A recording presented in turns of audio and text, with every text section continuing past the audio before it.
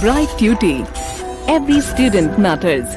Now, the next morning, as I told you, the Otis family discovered that the blood stain that Washington had removed using the Pinkerton detergent that had disappeared. So, overnight, the stain came back.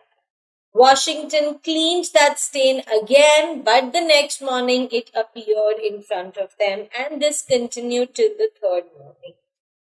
Mr. Otis now started to think if, what Lord Canterville had told him about the presence of the ghost was actually true. Mrs. Otis also thought about joining a spiritual society, and Washington wrote a very long letter on the topic of this bloodstain. But by the end of the day, they all accepted the fact that there was a ghost in their house, but they will continue to live in the house because this fact will not change anything for them. Now, that night, Sir Simon de Canterville, the ghost, actually made his first ghostly appearance. He decided that he was going to scare the family by waking them up. And how did he plan to wake up the family? With the sound of the chain, the year-old chain that he was, stuck with. So he dragged those rusty old chains. He waited until it was 1 o'clock in the morning, and after the family had slept, he started making this noise with the help of his chain. Now, as soon as he did so, Mr. Otis awoke. He woke up as soon as he heard the sound. Mr. Otis did not seem to be impressed with what the ghost had thought of to scare the family. He did not like this idea very well.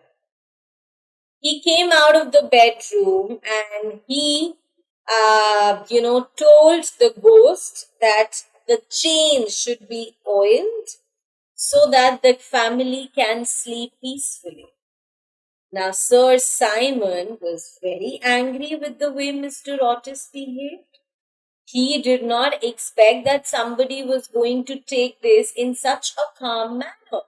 And what did he do? He smashed the bottle of a lubricator that was there, Mr. Otis had given a bottle of lubricator to the ghost so that he would oil the chains and the chains would not make such noise. The ghost was so upset that he smashed the bottle on the floor and he went out of the hallway.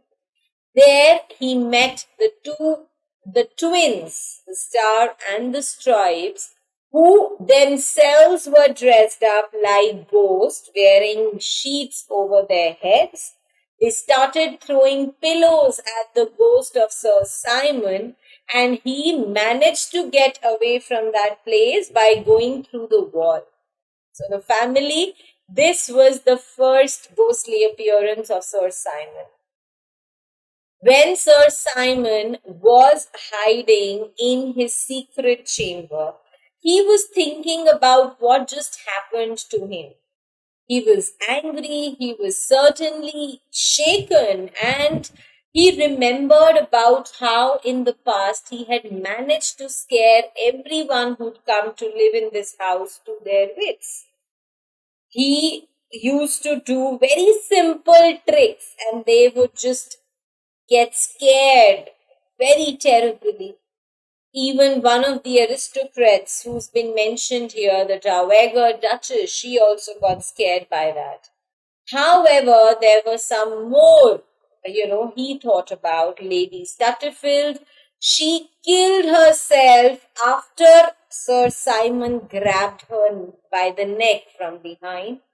Sir Simon could not digest that this family was not impacted by his appearance, and he said to himself that no ghost ever had been treated in such a bad manner in the history of England.